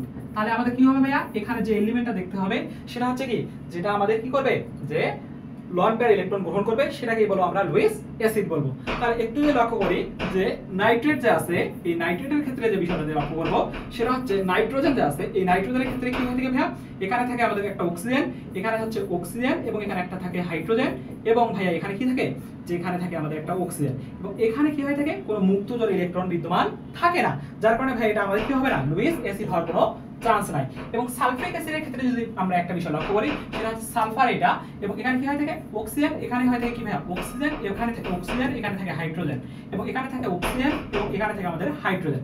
অর্থাৎ ভাইয়া এইটা হচ্ছে আমাদের সালফারিক অ্যাসিডের স্ট্রাকচার, অর্থাৎ এখানে আমরা কোনো লন পেয়ার ইলেকট্রন দেখতে পাচ্ছি না, যার কারণে এটা আমাদের হবে না। অর্থাৎ এটা আমাদের কি ভাইয়া অ্যাসিড হওয়ার কোনো চান্স নাই, অর্থাৎ ইলেকট্রন যে নিবে অর্থাৎ নেওয়ার যে অ্যাবিলিটি এটা নাই এখানে। এবং অ্যামোনিয়ার ক্ষেত্রে যদি লক্ষ্য করি ভাইয়া, নাইট্রোজেন এখানে একটা হাইড্রোজেন, এখানে একটা হাইড্রোজেন, এখানে একটা হাইড্রোজেন, অর্থাৎ এখানে এক জোড়া লন পেয়ার ইলেকট্রন থাকতেছে। এক জোড়া লন পেয়ার ইলেকট্রন যদি থাকে তাহলে সেটা কি হবে আমাদের অবশ্যই ক্ষার হবে। এখন ভাই আমাদের কি চেয়েছে, লুইস অ্যাসিড চেয়েছে, যার কারণে এটা হওয়ার কোনো চান্স নাই। কি ভাই আছে বাকি অপশন, অ্যালুমিনিয়াম ক্লোরাইড, হ্যাঁ ভাই এটাই আমাদের কাঙ্ক্ষিত অপশন। কেন ভাই কাঙ্ক্ষিত অপশন, একটু যদি আমরা লক্ষ্য করি অ্যালুমিনিয়াম যে আছে, অ্যালুমিনিয়ামের সর্ববহিষ্ঠ শক্তি স্তর ইলেকট্রন থেকে কয়টা আমাদের ভাইয়া, 3টা, অর্থাৎ এখানে একটা ক্লোরিন, এখানে একটা ক্লোরিন এবং এখানে একটা থাকতেছে আমাদের ক্লোরিন। তাহলে ভাইয়া লক্ষ্য করতেছি এই যে এইখানের মধ্যে থাকতেছে 2টা ইলেকট্রন, এখানে থাকতেছে 2টা ইলেকট্রন, এখানে থাকতেছে 2টা ইলেকট্রন, অর্থাৎ টোটালি থাকতেছে কয়টা ভাইয়া, সর্বশেষ শক্তি স্তরে আমাদের ইলেকট্রন থাকতেছে 6টা। কিন্তু ভাইয়া এখানে অষ্টক পূরণ হতে গেলে আমাদের আরো 2টা ইলেকট্রন নেওয়ার মতো কি থাকবে, অ্যাবিলিটি রাখে, নেওয়ার মতো কি করবে, অ্যাবিলিটি রাখে। যদি অ্যাবিলিটি থাকে তাহলে ভাইয়া কি হবে যে আমাদের কাঙ্ক্ষিত লুইস অ্যাসিডের মতবাদের সাথে কি করেছে, মিলে গেছে। তাহলে ভাইয়া কি হবে, এটাই আমাদের পারফেক্ট ভাবে আনসার হয়ে যাবে। আশা করি তোমরা সকলেই ক্লিয়ার হয়েছো। তাহলে পরবর্তী কোশ্চেনে যে যাই, যে বলছে কি কোনটির প্রোটন আসক্তি সবচেয়ে বেশি, কোনটির কি ভাইয়া প্রোটন আসক্তি, আমরা কি কাটেছিলাম ভাইয়া ইলেকট্রন আসক্তি দেখেছিলাম, এখানে কি করছে তার রিভার্স বলেছে যে কোনটির প্রোটন আসক্তি কি হয়ে থাকে সবচেয়ে বেশি হয়ে থাকে। প্রোটন আসক্তি ভাইয়া, প্রোটন আসক্তিটা আমরা দুই ভাগে বের করতে পারি, একটা হচ্ছে ভ্যালু দিয়ে বের করতে পারি আর একটা হচ্ছে শর্টকাট দিয়ে বের করতে পারি। ভ্যালু দিয়ে যদি বের করি ভাইয়া, যে অ্যামোনিয়া যে আছে এই অ্যামোনিয়ার এর ক্ষেত্রে আমাদের প্রোটন আসক্তির মান হয়ে থাকে 854 কিলোজুল পার মোল হয় থাকে। বাকি যতগুলো অপশন আছে অর্থাৎ পানি, হাইড্রোজেন সালফাইড, ফসফেট, এইগুলোর কি হয় থাকে প্রোটন আসক্তির মান কম হয়ে থাকে, যার কারণে কি হবে কাঙ্ক্ষিত আনসার সি নাম্বার হবে। কিন্তু ভাই আমরা শর্টকাটের একটা কথা বলেছিলাম, শর্টকাটটা কিভাবে মাথায় রাখবো ভাইয়া, আমরা জানি কোন একটা মৌল গঠিত হয় থাকে নিউক্লিয়াস এবং তার পাশে কি হয় থাকে ভাইয়া ইলেকট্রন থাকে, অর্থাৎ প্রোটন নিউক্লিয়াসটা গঠিত হয় থাকে প্রোটন প্লাস নিউট্রন দিয়ে এবং তার বহিস্থ স্তরে কি থাকে ভাইয়া ইলেকট্রন থাকে, অর্থাৎ ইলেকট্রন এবং প্রোটনের মধ্যে কি হবে একটা আকর্ষণ, এটাকেই বলছে প্রোটন আসক্তি। অর্থাৎ যার আকর্ষণ কি হবে ভাইয়া বেশি হবে তার প্রোটন আসক্তি কি হবে, অর্থাৎ যার আকার যত ছোট হবে প্রোটনের সাথে তার ইলেকট্রনের আকর্ষণ কি হবে তত বেশি হবে। তাহলে ভাইয়া দেখো আমাদের এইখানের মধ্যে যে কেন্দ্রীয় যে মৌল আছে সেটা হচ্ছে অক্সিজেন, এখানে হচ্ছে সালফার, এখানে হচ্ছে ফসফরাস আর এখানে হচ্ছে আমাদের নাইট্রোজেন। তাহলে ভাইয়া লক্ষ্য করতে যে অক্সিজেন যে আছে অক্সিজেনের থেকে আকার কিন্তু ছোট নাইট্রোজেনের, এবং সালফারের থেকে আকার ছোট কি ভাইয়া নাইট্রোজেনের, ফসফরাসের থেকে আকার ছোট কার ভাইয়া নাইট্রোজেনের, অর্থাৎ এটা খুব কাছাকাছি অবস্থান করবে ইলেকট্রন এবং কি হচ্ছে ভাইয়া ইলেকট্রন এবং নিউক্লিয়াসের সাথে খুব কাছাকাছি অবস্থান করবে, যার কারণে এটা কি হবে প্রোটন আসক্তিটা অনেক বেশি পরিমাণে থাকে, যার কারণে কি হবে ফ্যান্টাস্টিক ভাবে অ্যামোনিয়াম হবে আমাদের কাঙ্ক্ষিত আনসার। আশা করি তোমরা সকলে বুঝতে পারছো। তাহলে ভাইয়া পরবর্তী কোশ্চেনে যে চলে যাই, যে পরবর্তী কোশ্চেনটা দেখো ভাইয়া খুবই ইম্পর্টেন্ট এবং দুইবার কিন্তু চলে আসছিল, রিপিটেড হয়েছে, সেটা হচ্ছে বাংলাদেশ এগ্রিকালচার ইউনিভার্সিটিতে 17-18 সেশনে এবং আমাদের ভাইয়া চিভাসু যে আছে এটাতে 15-16 সেশনে চলে আসছিল। ভাই কি বলেছে কোশ্চেনটা, পানীয় জলে আর্সেনিকের গ্রহণযোগ্য মাত্রা, পানীয় জলে কি ভাইয়া আর্সেনিক যে আছে এই পানীয় জলের মধ্যে কি থাকে আর্সেনিক থাকে তার গ্রহণযোগ্য মাত্রাটা আমাদেরকে জানতে বলেছে ভাইয়া দেখো আমরা জানি পানীয় জলে গ্রহণযোগ্য মাত্রা হু কর্তৃক অনুমোদিত সেটা হচ্ছে কি ভাইয়া 0.01 মিলিগ্রাম পার লিটার হয়ে থাকে বাট বাংলাদেশের মানুষের ক্ষেত্রে পানি ও জলের মধ্যে আমাদের কি হয়ে থাকে ভাইয়া যে আর্সেনিক ধারণ করার ক্ষমতাটা বেশি হয়ে থাকে অর্থাৎ তারা বেশি পরিমাণে আর্সেনিক সহনশীল হয়ে থাকে যার কারণে তারা কি করতে পারে ভাইয়া 0.05 মিলিগ্রাম পার লিটার এতটুকু পানি কি করতে পারে ভাইয়া যে আর্সেনিক যুক্ত পানি পান করতে পারে যার কারণে কি বলছে যে পানীয় জলে আর্সেনিকের গ্রহণযোগ্য মাত্রা কোনটি ভাইয়া সেটা হবে ফ্যান্টাস্টিক ভাবে আমাদের বাংলাদেশের জন্যই যেহেতু যার কারণে এটা কি হবে ভাইয়া 0.05 মিলিগ্রাম পার লিটার হবে যেটা হচ্ছে বি নাম্বার আনসার দেওয়া আছে ভাইয়া 0.5 কিন্তু হওয়ার কোনো চান্স নাই কিন্তু কিছু কিছু জেলাতে আবার দেখা যায় ভাইয়া পানীয় জলে আমাদের আর্সেনিকের পরিমাণ হয় 0.25 মিলিগ্রাম পার লিটার হয় যেটা কুষ্টিয়ার দিকে এলাকাগুলোর ক্ষেত্রে বেশিরভাগ ক্ষেত্রে দেখা যায় তাহলে ভাই দেখো এখানে কি বলছে সি নাম্বার অপশনে কিন্তু একটা শুভঙ্করের ফাঁকি আছে কি বলছে 0.05 এখানে ছিল 0.05 এটা কিন্তু গ্রাম পার লিটার বলেছে ভাইয়া গ্রাম পার লিটার কিন্তু হবে না কি হবে মিলিগ্রাম পার লিটার এই মিলিগ্রাম পার লিটার যদি না বলে কি থাকতো ভাইয়া পিপিএম থাকতো তাও কিন্তু এটাই আমাদের কাঙ্ক্ষিত আনসার হয়তো পার্টস পার মিলিয়ন আশা করি তোমরা সকলে বুঝতে পারছো তাহলে পরবর্তী কোশ্চেনে যে চলে যাই পরবর্তীতে যে কোশ্চেনটা আছে সেটা বলছে কোন গ্যাসটিকে নীরব ঘাতক বলা হয় থাকে নীরব ঘাতক অর্থাৎ নীরবে নিভৃতে যে লোকটা কাজ করে থাকে সে তার মতোই হচ্ছে কি ভাইয়া আমাদের এই যে নীরব ঘাতক কি ভাইয়া গ্যাস এখন এই নীরব ঘাতক গ্যাস কোনটাকে বলা হবে এবং কেন ভাইয়া নীরব ঘাতক গ্যাস বলা হবে নীরব ঘাতক গ্যাস হচ্ছে কার্বন মনোক্সাইড কে বলা হয় কি ভাইয়া আমাদের নীরব ঘাতক গ্যাস বলা হয় কিন্তু কেন ভাইয়া আমরা বলতেছি এই কার্বন মনোক্সাইড কে নীরব ঘাতক গ্যাস নীরব ঘাতক গ্যাস বলার পিছনের কারণ হচ্ছে এই কার্বন মনোক্সাইড কি করে থাকে আমাদের শরীরের মধ্যে রক্তের সাথে মিশে গিয়ে কি করে ভাইয়া রক্তের সাথে মিশে গিয়ে হিমোগ্লোবিনের সাথে যুক্ত হয় থাকে কার সাথে ভাইয়া হিমোগ্লোবিনের সাথে যুক্ত হয় থাকে হিমোগ্লোবিনের সাথে যখন যুক্ত হয়ে থাকে এই হিমোগ্লোবিনের সাথে যুক্ত হওয়ার পর কি করে থাকে অক্সিজেন যে থাকে এই অক্সিজেন অনেকগুলো কাজ সম্পন্ন করে থাকে এই অক্সিজেনের যে কাজগুলো আছে এই কাজগুলো করতে কি করে থাকে যে বাধা দিয়ে থাকে এর ফলে যারা হৃদরোগে আক্রান্ত অর্থাৎ হৃদরোগে যারা আক্রান্ত হয় থাকে এবং শ্বাসকষ্টের ক্ষেত্রে শ্বাসকষ্ট এবং হৃদরোগে আক্রান্ত ব্যক্তিদের ক্ষেত্রে কি হয় থাকে প্রাণ নাশের ঘটনা ঘটিয়ে থাকে প্রাণ নাশ অর্থাৎ মৃত্যু পর্যন্ত যেটা আমরা বলি মৃত্যু পর্যন্ত ঘটাতে পারে যার কারণে ভাইয়া এই যে কার্বন মনোক্সাইডকে বলা হয় থেকে আমাদের নীরব ঘাতক গ্যাস আশা করি তোমরা সকলে বুঝতে পারছো তাহলে ভাইয়া পরবর্তী কোশ্চেনটা যদি লক্ষ্য করি সেটা কি বলছে যে বজ্রপাতের সময় বায়ুমণ্ডলের কোন উপাদানটি ক্রিয়াশীল হয় ভাই বজ্রপাত এর সময় কোন উপাদানটি কি হয় ক্রিয়াশীল হবে অর্থাৎ যার পরিমাণ বেশি থাকবে সেই তো কি হবে ক্রিয়াশীল হবে এখন ভাইয়া দেখো মনে করো একটা স্কুলের মধ্যে যেমন এই একটা স্কুলের মধ্যে কি আছে ভাইয়া যে 4 জন ফ্রেন্ড আছে এবং আরেকটা স্কুলের মধ্যে দেখো ভাইয়া 2 জন ফ্রেন্ড আছে তাহলে ভাই এদের মধ্যে যদি আমরা কি করে দিই মারামারি একটা লাগাই দিই কি করে দিলাম মারামারি লাগাই দিলাম তাহলে কারা জিতার চান্স বেশি ভাই এটা কিন্তু নাটক কোনো বা সিনেমা নয় তাহলে ভাইয়া কারা জিতার চান্স বেশি এরা না তাহলে ভাই ঠিক একইভাবে বজ্রপাতের সময় বায়ুমণ্ডলের কোন উপাদানটা ক্রিয়াশীল তাহলে যার পরিমাণ কি থাকবে বেশি থাকবে সেই কি হবে ভাইয়া ক্রিয়াশীল হবে ভাইয়া বায়ুমণ্ডলের ক্ষেত্রে যে বিষয়টা লক্ষ্য করা যায় সেটা হচ্ছে নাইট্রোজেন যে আছে এই নাইট্রোজেনের পরিমাণ থাকে আমাদের 78% অক্সিজেন যে আছে এই অক্সিজেন গ্যাসের পরিমাণ থাকে আমাদের 21% এবং ভাইয়া এখান থেকে লক্ষ্য করব আমরা সেটা হচ্ছে অন্যান্য যে উপাদানগুলো আছে এই অন্যান্য উপাদানগুলো থাকে শুধুমাত্র 1% তাহলে ভাই এখানে আমাদের সবচেয়ে বেশি পরিমাণে বায়ুমণ্ডলে থাকতেছে উপাদান নাইট্রোজেন এই নাইট্রোজেন কি করে থাকে অক্সিজেনের সাথে বিক্রিয়া করে নাইট্রাস অক্সাইড উৎপন্ন করে থাকে অর্থাৎ এইটা হচ্ছে কি তাড়াতাড়িতে অ্যাক্টিভ হয়ে থাকে অর্থাৎ ক্রিয়াশীল হয়ে থাকে যার কারণে ফ্যান্টাস্টিক ভাবে কি হবে আমাদের কাঙ্ক্ষিত আনসার হয়ে যাবে ভাইয়া কি নাইট্রোজেন কার্বন ডাই অক্সাইডও হবে না কার্বন মনোক্সাইডও হবে না হাইড্রোজেনও হবে না আশা করি তোমরা সকলে বুঝতে পারছো ওকে তাহলে পরবর্তী কোশ্চেনে যদি লক্ষ্য করি যে অ্যামোনিয়া যৌগের অনুবন্ধী অম্ল কোনটি অ্যামোনিয়া যৌগের কি ভাইয়া অনুবন্ধী অম্ল বা কনজুগেট অম্ল আমরা যেটাকে বলে থাকি কনজুগেট অ্যাসিড ভাই কনজুগেট অ্যাসিড যে আছে অর্থাৎ যখন কি করবে হাইড্রোজেন আয়ন কি করবে গ্রহণ করবে যখন গ্রহণ করলে আমরা কি পাবো অনুবন্ধী অম্ল পাবো এখন অনুবন্ধী অম্লটা কখন পাবো আমরা যে ক্ষার যখন গ্রহণ করবে কে গ্রহণ করবে ক্ষার গ্রহণ করলে আমরা কি পাবো ভাইয়া অনুবন্ধী অম্ল পাবো আর যদি অ্যাসিড গ্রহণ করে অ্যাসিড গ্রহণ করলে কি পাবো ভাইয়া অ্যাসিড যদি আমাদের কি হয়ে থাকে গ্রহণ করে থাকে অ্যাসিড যখন গ্রহণ করবে তখন কি হবে যে আমাদের অ্যাসিড যখন গ্রহণ করবে তখন আমরা কি পাবো যে এখান থেকে ক্ষার পাবো ক্ষার ওকে মানে জাস্ট রিভার্স প্রসেস তাহলে ভাই দেখো অ্যামোনিয়া যৌগে অ্যামোনিয়া থেকে কি হয়ে থাকে এমনিতেই অ্যামোনিয়া আমাদের হয়ে থাকে যে ভাইয়া এটা ক্ষার হয়ে থাকে, অর্থাৎ এর অনুবন্ধী অম্ল, অর্থাৎ এর সাথে কি করবো হাইড্রোজেন আয়নটা যুক্ত করে দিব। অর্থাৎ অ্যামোনিয়ার সাথে যখন আমরা হাইড্রোজেন আয়ন যুক্ত করে দিব তখন আমরা এখানে পাবো অ্যামোনিয়াম। কি পাবো ভাইয়া?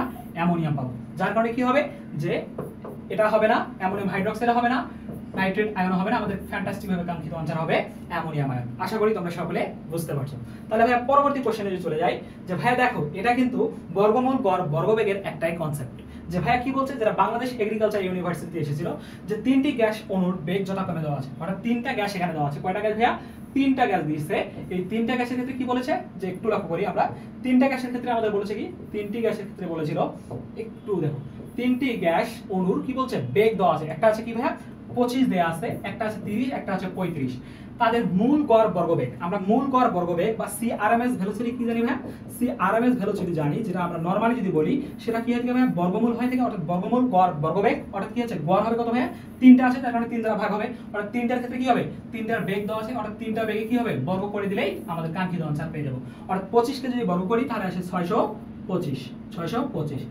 30 কে বর্গ করলে আসে 900, আর যদি আমরা কি করে থাকি ভাইয়া যে 35 কে বর্গ করি তাহলে আসে 1225। তাহলে এই যে 625 আর হচ্ছে কি 1225 এবং 900 কে যোগ করলে আমাদের কত আসছে, যে আমাদের চলে আসে 2750, 2750।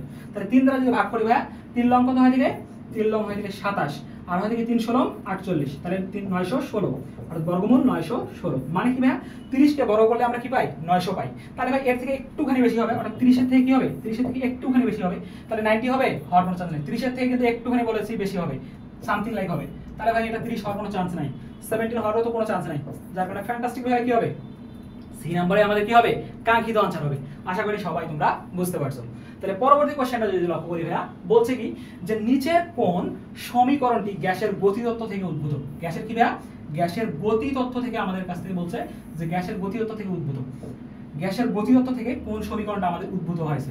ভাই গ্যাসের তো বিভিন্ন ধরনের আমরা সমীকরণ দেখেছি, সেটা হচ্ছে কি যে আমরা চাপের সূত্র দেখেছিলাম, বয়েলের সূত্র দেখেছিলাম, তারপর হচ্ছে কি চার্লসের সূত্র দেখেছিলাম, যেটা হচ্ছে পি সমানুপাতিক টি দেখেছিলাম, তারপরে ভি সমানুপাতিক টি, যেটাকে আমরা বলছি চার্লসের সূত্র। এরকম অনেক সূত্র দেখেছিলাম। অর্থাৎ এটা কি হয়ে থাকে ভাইয়া, যে আমাদের গতিশক্তি কি হয়ে থাকে ভাইয়া, যে আমাদের তাপমাত্রার সমানুপাতিক হয়ে থাকে। এখন ভাই এই যে সিআরএমএস, অর্থাৎ এটাও আমাদের হচ্ছে না, এই কারণে পিভি ইকুয়াল 2/kT হবে না, আমাদের ফ্যান্টাস্টিক ভাই কি হবে ভাইয়া, পিভি ইনটু ইকুয়াল হচ্ছে 1/3 mc²। এই এমটা হচ্ছে আমাদের ভর, এমটা ভাইয়া কি কোন একটা বস্তুর ভর, আর সিটা হচ্ছে আমাদের যে কি হয় থাকে আরএমএস ভেলোসিটি, অর্থাৎ বর্গমূল গড় বর্গবেগ হয় থাকে, এবং এনটা হচ্ছে কি আমাদের ভাইয়া মোল সংখ্যা হয় থাকে। ওকে, এবং পি হচ্ছে কি আমাদের পি আমাদের, অর্থাৎ বয়েলের সূত্রের ক্ষেত্রে পিভি যে আছে এটা আমাদের কি করে থাকে ভাইয়া কাজ নির্দেশ করে দিয়ে থাকে, কি করে থাকে কাজ নির্দেশ করে দিয়ে থাকে। এখন ভাইয়া এইখানের মধ্যে গতিশক্তির পরিবর্তন এবং কি হয় থাকে কাজ সমান হয়ে থাকে, যার কারণে কি হবে এই যে আমাদের ডি নাম্বার হচ্ছে আমাদের ফ্যান্টাস্টিক ভাবে কাঙ্ক্ষিত আনসার হয়ে যাবে। ওকে, আশা করি সবার এই কনসেপ্টটা ক্লিয়ার। তাহলে পরবর্তী কোশ্চেনে যদি যাই, যে বলছে কোন গ্যাসটি অ্যাসিড রেইনের জন্য দায়ী। কোন গ্যাসটা কি ভাইয়া অ্যাসিড রেইন, অর্থাৎ অ্যাসিড বৃষ্টির জন্য দায়ী হবে ভাইয়া। অ্যাসিড বৃষ্টি কখন হয় থেকে ভাইয়া, যখন পিএইচ এর মান আমাদের 5 এর থেকে কম হয়ে যাবে তখনই আমাদের কি হবে অ্যাসিড বৃষ্টি হবে। পিএইচ এর মান কি হবে ভাইয়া, পিএইচ এর মান যখন আমাদের 5 এর থেকে কম হবে, 5 এর থেকে কম হবে তখনই আমাদের কি হবে অ্যাসিড বৃষ্টি হবে। এখন ভাই অ্যাসিড বৃষ্টিটা হয় থাকে আমাদের সালফ্রিক অ্যাসিড যে আছে, এই সালফ্রিক অ্যাসিড এবং নাইট্রিক অ্যাসিড যে আছে, এই নাইট্রিক অ্যাসিড এর সমন্বয়ে আমাদের কি হয় থাকে ভাইয়া, এর সমন্বয় হয়ে থাকে আমাদের অ্যাসিড বৃষ্টি। তাহলে ভাই এখানে একটু লক্ষ্য করি, এই সালফ্রিক অ্যাসিড থেকে পাওয়া যায় সালফার ডাইঅক্সাইড এবং সালফার ট্রাইঅক্সাইড, এবং নাইট্রিক অ্যাসিড থেকে পাওয়া যায় নাইট্রোজেন ডাইঅক্সাইড এবং নাইট্রাস অক্সাইড। ওকে, নাইট্রোজেন মনোঅক্সাইড বা এই নাইট্রোজেন ডাইঅক্সাইড এটা পাওয়া যায়। তাহলে ভাই দেখো কোনটার জন্য অ্যাসিড বৃষ্টি আমাদের দায়ী হবে, কার্বন ডাইঅক্সাইড হবে না ভাইয়া, এবং মিথেন এটাও হবে না, সিএফসি গ্যাস ক্লোরোফ্লোরোকার্বন এটা হবে না, অতএব ফ্যান্টাস্টিক ভাবে কি হবে সালফার ডাইঅক্সাইড হবে আমাদের কাঙ্ক্ষিত আনসার। এখন ভাই এখানে যদি সালফার ডাইঅক্সাইড দেওয়া না থাকতো, সালফার ট্রাইঅক্সাইড থাকতো, তাহলে সালফার ট্রাইঅক্সাইড হইতো। এখানে যদি নাইট্রোজেন ডাইঅক্সাইড থাকতো তখন নাইট্রোজেন ডাইঅক্সাইড হইতো। আশা করি তোমরা সবাই বুঝতে পারছো। তাহলে পরবর্তী কোশ্চেনে যদি যাই, যে ভাইয়া বলছে কি বয়েলের সূত্র কোনটি, তোমরা সবাই কিন্তু এটার আনসার করতে পারবা। অবশ্যই ভিডিওটা পজ করে সবাই একটু এই কোশ্চেনটার আনসার দিবা। দেখো ভাইয়া এখানে কি বলেছে, যে বয়েলের সূত্র কোনটি, কি ভাইয়া বয়েলের সূত্র কোনটি। বয়েলের সূত্র আমরা কি জানি, বয়েলের সূত্র জানি স্থির তাপমাত্রায়। কি তাপমাত্রা ভাইয়া, বয়েল মানে কি, বয়েল মানে হচ্ছে কি ভাইয়া, বয়েল মানে হয় থেকে সিদ্ধ। এখন ভাই এই সিদ্ধটা কি হয় থেকে কখন হয় থেকে ভাইয়া, তাপমাত্রার কারণেই তো সিদ্ধটা হয় থেকে। আমরা অনেকে কি করে থাকি, যে হাফ বয়েল ফুল বয়েল ডিম খেয়ে থাকি, অর্থাৎ এটা কি কারণে হয় থেকে, ডিমটা সিদ্ধ হয় কি কারণে, ডিমটা সিদ্ধ হয় অবশ্যই তাপমাত্রার কারণে। যার কারণে বয়েলের সূত্রের ক্ষেত্রে কি হবে, তাপমাত্রা কি হবে ভাইয়া স্থির থাকবে, তাপমাত্রা কি থাকবে স্থির থাকবে। তাপমাত্রা যদি স্থির থাকে তাহলে ভাই কি হবে নির্দিষ্ট ভরের, তাপমাত্রা স্থির এবং নির্দিষ্ট ভরের এবং নির্দিষ্ট মোল সংখ্যা অবশ্যই থাকতে হবে। অর্থাৎ তাপমাত্রা স্থির, নির্দিষ্ট ভরের কোন গ্যাসের আয়তন কি হয়ে থাকে, কোন গ্যাসের আয়তন ওই গ্যাসের উপর প্রযুক্ত চাপের কি হয়ে থাকে, ব্যস্তানুপাতিক হয়ে থাকে। তাহলে আমরা কি পাবো ভাইয়া, যে এখান থেকে পাচ্ছি ভি, এই সমানুপাতিককে উঠে দিতে গেলে আমাদের একটা কনস্ট্যান্ট লাগবে এবং 1/p। তাহলে এখান থেকে আমরা সম্পর্ক পাচ্ছি কি, যে পিভি ইকুয়াল কনস্ট্যান্ট, অর্থাৎ কি হচ্ছে চাপ এবং আয়তন এর গুণফল কি হবে, একটা ধ্রুবক হবে। তাহলে এটা যদি n সহগ গ্যাসের জন্য নেই, তাহলে p1 v1 equal p2 v2 equal dot dot dot dot equal pn vn equal কি হবে, কনস্ট্যান্ট হবে। আশা করি তোমরা সবাই বুঝতে পারছো। তাহলে কি হবে ভাইয়া, চাপের সাথে কি আমাদের কি দেখেছি, তাপমাত্রার সম্পর্ক দেখেছি, অবশ্যই দেখি নাই। এটা কি হবে ভাইয়া, যে আমাদের এখানে আয়তন কি হয়ে থাকে, কনস্ট্যান্ট, আয়তন কনস্ট্যান্ট। আয়তন কনস্ট্যান্ট মানে কি, গেলুসাকের সূত্র। কার সূত্র ভাইয়া, গেলুসাকের সূত্র এটা।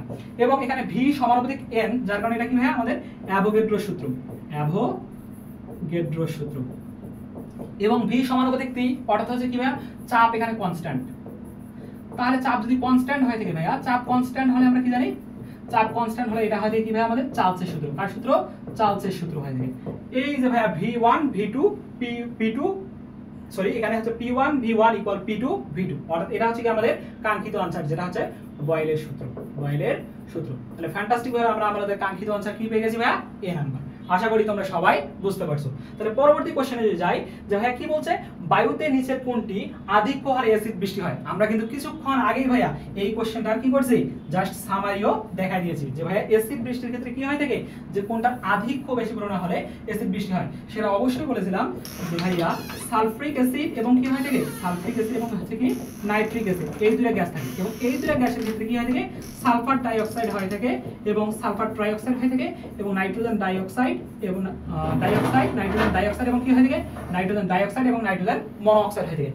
এইগুলা গ্যাসের ক্ষেত্রে আমরা লক্ষ্য করতেছি ভাই, এখানে সালফার ডাইঅক্সাইড দেওয়া আছে, সালফার ট্রাইঅক্সাইড দেওয়া আছে এবং নাইট্রোজেন ডাইঅক্সাইডও আছে।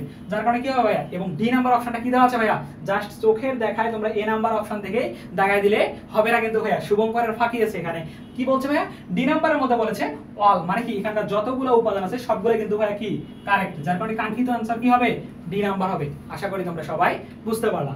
তাহলে পরবর্তী কোশ্চেনে যাই ভাইয়া, দেখো পরবর্তীতে যে কোশ্চেনটা দিছে সেটা কি ভাই, একটু লক্ষ্য করি আমরা।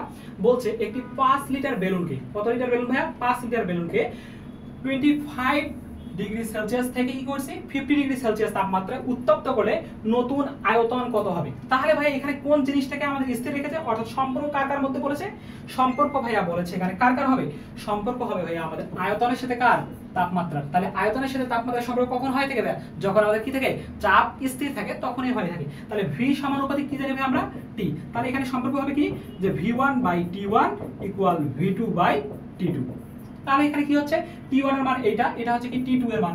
তাহলে এখানে 25 এর সাথে 273 যদি যোগ করি, 273 প্লাস 25 তাহলে আমাদের 298 এবং 50 যদি যুক্ত করি, 50 প্লাস 273 এর সাথে তখন আমাদের কি হবে ভাইয়া, 323 এত কেলভিন চলে আসবে। তাহলে ভাইয়া দেখো এখানে কি হবে, এবং আমাদের কি বলছে যে এটা হচ্ছে v1, যার মান দেওয়া আছে 5 লিটার। তাহলে v1 হচ্ছে কি 5, আর এখানে t1 এর মান কত, t1 এর মান হচ্ছে আমাদের 298 ইনটু t2 এর মান কত পেয়েছি, 323 কেলভিন ইকুয়াল কি ভাইয়া, যে আমাদের হচ্ছে v2। তাহলে এখান থেকে ভাই ক্যালকুলেশনটা কিভাবে করব, ক্যালকুলেশনে ঝামেলা লাগবে ভাই না, ক্যালকুলেশনে কখনোই ঝামেলা লাগানো যাবে না। সেটা হচ্ছে 298 নিচে রাখলাম এবং ভাই এই যে 5 দ্বারা যদি গুণ করি 3 5 15, 5 হাতে থাকলো 1, 5 2 10 আর 11, 11 1 হাতে থাকলো 1, 3 5 15 আর 1 হচ্ছে কি 16, অর্থাৎ 1615 পাচ্ছি। কত পাচ্ছি ভাইয়া, 1615 পেয়ে যাচ্ছি। তাহলে এটাকে 298 দ্বারা ভাগ করব, 298 দ্বারা ভাগ করব, তাহলে কত হচ্ছে আমাদের ভাইয়া, আমরা জানি যে এটা মোটামুটি আমরা ধরতেছি কি ভাইয়া, যে মোটামুটি আমরা এটা ধরতেছি যে আমাদের 300, 298 কে কি করলাম 300 ধরলাম। তাহলে এখানে কি হবে, যে 300 3 5 1500, অর্থাৎ কি হবে 1500 এর থেকে একটুখানি কম হবে, অর্থাৎ 5 গুণে 10 কম হবে। তাহলে 10 কম হলে আমাদের কত আসছে ভাইয়া, যে 300, 1500 থেকে আমাদের কি হবে, যে 1500 থেকে 10 কম হবে, 1500 থেকে 10 কম হলে আমাদের হচ্ছে 1400 কি ভাইয়া 90। তাহলে এখান থেকে কি পাচ্ছি আমরা, যে এখান থেকে পাচ্ছি 5 আর এখানে পাচ্ছি 9 থেকে 11 গেলে 2 হাতে থাকলো 1, 15 1, অর্থাৎ 125 পাচ্ছি। তাহলে এখানে দশমিক নেব, দশমিক নিলে আমাদের কি হচ্ছে 1250 আসছে ভাই। 1250 এখন এখানে কি করব, দেখো ভাই অপশনগুলো লক্ষ্য করো ভাই, 10 হওয়ার তো কোনো চান্স আছে নাই, 6.5 হওয়ার কোনো চান্স আছে নাই ভাই, 5.4 দিছে আর কি দিছে 5.5 দিছে। তাহলে 4 যদি দেই তাহলে হচ্ছে কি 3 4 1200, অর্থাৎ এখানে 4 দিলে 1200 আসতেছে, বাট 5 যদি দেই 3 5 1500 আসতেছে, যেটা কিন্তু আমাদের হওয়ার কোনো চান্স আছে 1500 হওয়ার কিন্তু চান্স নেই, কারণ এখানে অবশিষ্ট আছে আমাদের কত 1250, যার কারণে কি হবে ফ্যান্টাস্টিক ভাবে আমাদের কোনটা आंसर হবে ভাইয়া, অবশ্যই আমাদের এই বি নাম্বার হবে না, ফ্যান্টাস্টিক ভাবে আমাদের आंसरটা হয়ে যাবে ভাইয়া এ নাম্বার। আশা করি সবাই এই ক্যালকুলেশনটা বুঝতে পারছেন। তাহলে পরবর্তী কোশ্চেনে যদি আমরা চলে যাই, দেখো পরবর্তী কোশ্চেনটা বলছে কি ওজোন বায়ুমণ্ডলের কোন স্তরে থাকে, অর্থাৎ ওজোনটা কি হয় থেকে বায়ুমণ্ডলের কোন স্তরের মধ্যে থাকতেছে সেটা আমাদেরকে বের করতে বলছে। এখন ভাই ওজোন যে আছে ওজোনটা কোন স্তরে থাকে সেটা আমরা বের করব। ভাই আমাদের বায়ুমণ্ডলের ক্ষেত্রে কি থাকে ভাইয়া, চারটা স্তর থাকে, চারটা স্তরের মধ্যে কি কি থাকে, ট্রোপোস্ফিয়ার, স্ট্রাটোস্ফিয়ার, মেসোস্ফিয়ার এবং কি থাকে ভাইয়া, থার্মোস্ফিয়ার থাকে। এখন এইখানের মধ্যে ট্রোপোস্ফিয়ার যে আছে, এই যে ট্রোপোস্ফিয়ার, এই ট্রোপোস্ফিয়ারের মধ্যে কি থাকে ভাইয়া, এখানে থাকে আমাদের অক্সিজেন থাকে, নাইট্রোজেন থাকে, কার্বন ডাই অক্সাইড, এরকম গ্যাস অনেকগুলো উপাদান থাকে। এবং ভাইয়া মেসোস্ফিয়ার যে আছে, এই মেসোস্ফিয়ার এবং হচ্ছে কি এক্সোস্ফিয়ার একটা কি দেওয়া আছে ভাইয়া, যে এই যে এটা হচ্ছে স্ট্রাটোস্ফিয়ার, স্ট্রাটোস্ফিয়ার হইতো, এটা হচ্ছে স্ট্রাটোস্ফিয়ার, এই স্ট্রাটোস্ফিয়ারের মধ্যে আমাদের কি থাকে ভাই ওজোন গ্যাস থাকে। এবং এই যে মেসোস্ফিয়ার এবং হচ্ছে কি আয়নোস্ফিয়ার, এই মেসোস্ফিয়ারের মধ্যে থাকে আমাদের নাইট্রোজেন অক্সাইড আয়ন থাকে, অক্সিজেন আয়ন অবস্থায় থাকে। এবং আমাদের কি এক্সোস্ফিয়ারের মধ্যে বা আয়নোস্ফিয়ারের মধ্যেও থাকে কি ভাইয়া, নাইট্রোজেন অক্সাইড আয়ন হিসেবে থাকে, অক্সিজেন আয়ন হিসেবে থাকে, এইভাবে অবস্থান করে থাকে। যার কারণে কি হবে ভাইয়া, ওজোন বায়ুমণ্ডলের কোন স্থানে থাকে, অবশ্যই ফ্যান্টাস্টিক ভাবে সি নাম্বার আমাদের কি হবে কাঙ্ক্ষিত आंसर হয়ে যাবে, যে ভাইয়া এটা কি হয় থাকে স্ট্রাটোস্ফিয়ারের মধ্যে আমাদের এই ওজোন গ্যাসটা অবস্থান করে থাকে। তাহলে পরবর্তী কোশ্চেনে যাই, কি বলছে ভাইয়া, যে একটি অজানা গ্যাসের ব্যাপন হার, কোন রিলেটেড দিয়েছে ভাইয়া, ব্যাপন হার রিলেটেড একটা ম্যাথ দিয়েছে। ব্যাপন হার মিথেনের ব্যাপন হারের, কার ভাইয়া, মিথেনের ব্যাপন হারের অর্ধেক অজানা গ্যাসটির আণবিক ভর, অর্থাৎ এখানে অজানা গ্যাসটার কি বলছে ভাইয়া, আণবিক ভর। এখন আণবিক ভরের সাথে সম্পর্ক আমরা দেখেছিলাম কিন্তু কিছুক্ষণ আগে, যে ভাইয়া কি হয় থেকে আণবিক ভরের সাথে কি হয় থেকে আমাদের ব্যাপন হারের সম্পর্ক কি হয় থেকে ব্যস্তানুপাতিক হয় থেকে, আর ব্যস্তানুপাতিক √m হয় থেকে। তাহলে আমাদের কি কি জিজ্ঞাসা করেছে ভাইয়া, কি কি জিজ্ঞাসা করেছে দেখি একটু, যে কি বলছে অজানা গ্যাস, অর্থাৎ আর কি ভাইয়া আননোন, আর আননোনের মান একটা দেওয়া আছে এবং আর মিথেন গ্যাসের একটা মান দেওয়া আছে। তাহলে কি বলছে এখানে, যে মিথেনের ব্যাপন হারের অর্ধেক, অর্থাৎ মিথেনের ব্যাপন হার যদি হয় থেকে আর, তাহলে এই যে আননোন গ্যাস অর্থাৎ অজানা গ্যাসের ব্যাপন হার কি হবে r/2 হবে। এবং আমরা মিথেন গ্যাসের আণবিক ভর জানি না, মিথেন গ্যাসের আণবিক ভর কত, কার্বন হচ্ছে 12, হাইড্রোজেন হচ্ছে 4, 12 4 16। এবং আমরা এখান থেকে আরেকটা বিষয় লক্ষ্য করি, তাহলে m আননোনের মান আমরা কি করব বের করব।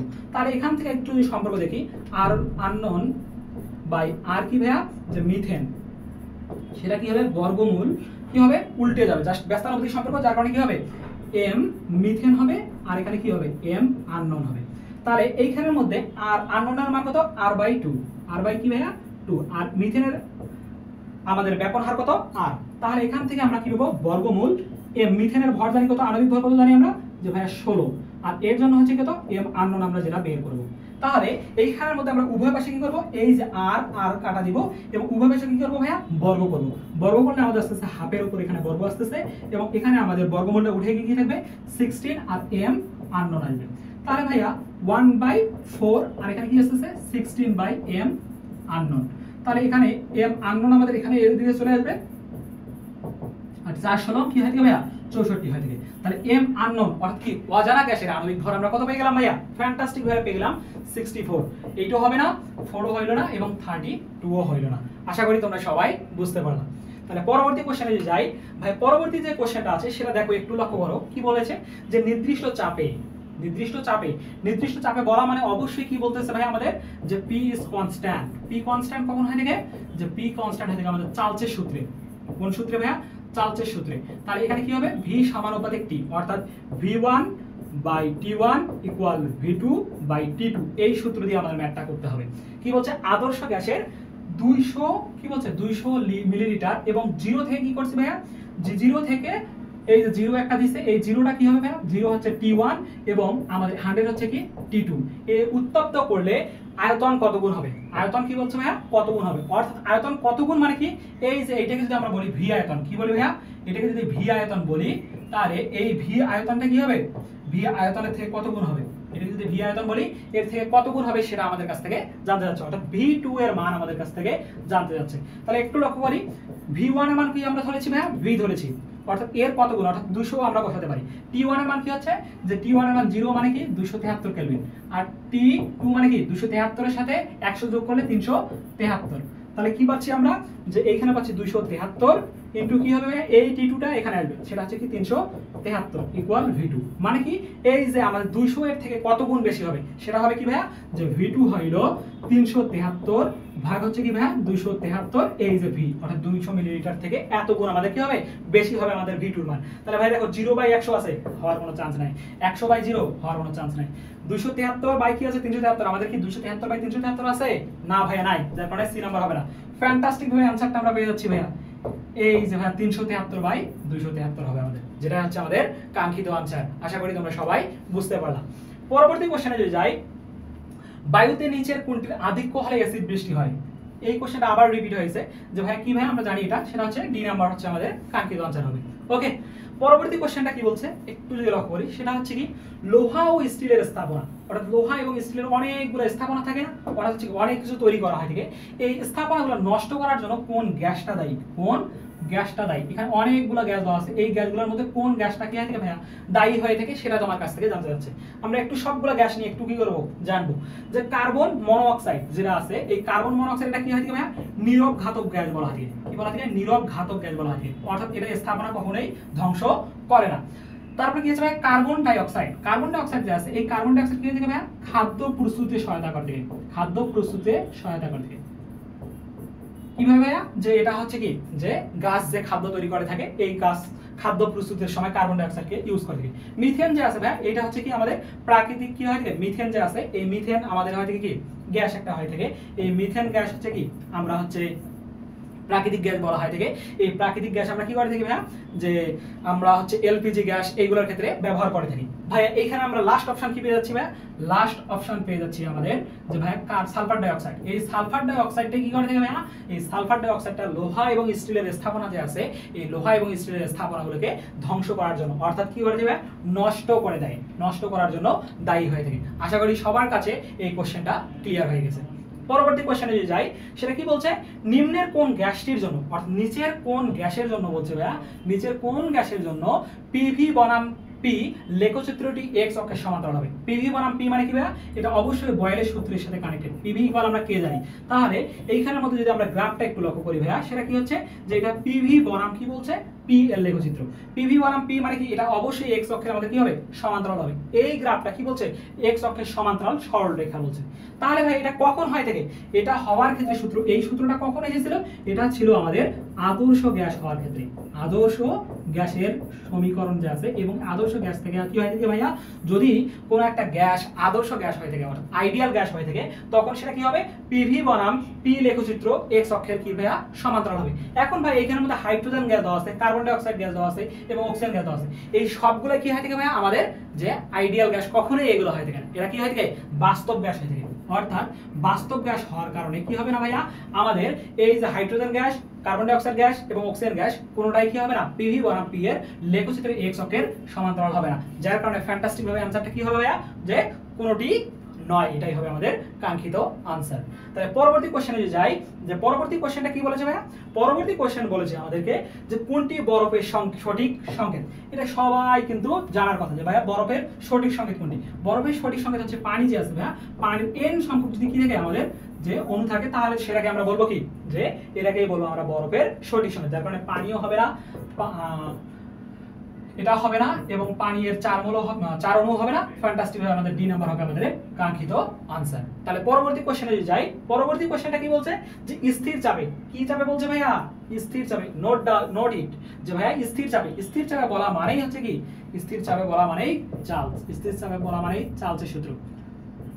চার্লসের সূত্র নির্দিষ্ট ভরের কোন গ্যাসের আয়তন এবং তাপমাত্রা অর্থাৎ ভি সমানুপাতিক টি এর মধ্যে সম্পর্ক হলে হলো কি ভাইয়া, এটা কোন সূত্র হবে? অবশ্যই ভাইয়া সি নাম্বার, সেটা হচ্ছে কি চার্লসের সূত্র হবে। আর বয়েলের সূত্র কি আমরা কিছুক্ষণ আগে দেখেছি যে কি হয় থাকে, যে আমাদের আয়তনের সাথে কি হয় থাকে চাপের ব্যস্তানুপাতিক সম্পর্ক হয় থাকে। এবং গ্রাহামের সূত্র, গ্রাহামের ব্যাপন সূত্র কি হয় থাকে ভাইয়া, যে ঘনত্বের সাথে বর্গমূলের ব্যস্তানুপাতিক হয় থাকে আমাদের কি ভাইয়া, যে ঘনত্বের কোন গ্যাসের ব্যাপন হার কি হয় থাকে ঘনত্বের বর্গমূলের ব্যস্তানুপাতিক হয় থাকে, এটাকে বলা হচ্ছে গ্রাহামের ব্যাপন সূত্র। এবং অ্যাভোগাড্রোর সূত্র কি হয় থাকে, অ্যাভোগাড্রোর সূত্রে তাপমাত্রা এবং চাপ দুটোই কি থাকে স্থির থাকে, যেখানে আমাদের আয়তনের সাথে কি হয় থাকে মোল সংখ্যার সম্পর্ক হয় থাকে, যেটা ভি সমানুপাতিক এন বলা হয় থাকে। যার কারণে কি হবে ফ্যান্টাস্টিক ভাবে চার্লসের সূত্র হচ্ছে আমাদের এই কোশ্চেনের কাঙ্ক্ষিত आंसर। তাহলে পরবর্তী কোশ্চেনটা যদি একটু লক্ষ্য করি ভাইয়ারা, যে ওকে ভাই আমাদের আর এইটাই ছিল লাস্ট কোশ্চেন, যে ভাইয়া আমাদের কৃষি উচ্চ ভর্তি পরীক্ষার ক্ষেত্রে যে কোশ্চেন ব্যাংক সিরিজের যে সমাধান আমাদের এই যে ধারাবাহিক যে ক্লাস চলছিল এরই হচ্ছে প্রথম পার্ট ছিল আমাদের এই ক্লাসটি এরই মাধ্যমে শেষ হয়ে গেল। তোমরা সবাই উপকৃত হলে আমাদেরকে অবশ্যই জানাবা। তোমরা সবাই ভালো থেকো, সুস্থ থাকো, তোমাদের সবার জন্য শুভকামনা। আসসালামু আলাইকুম।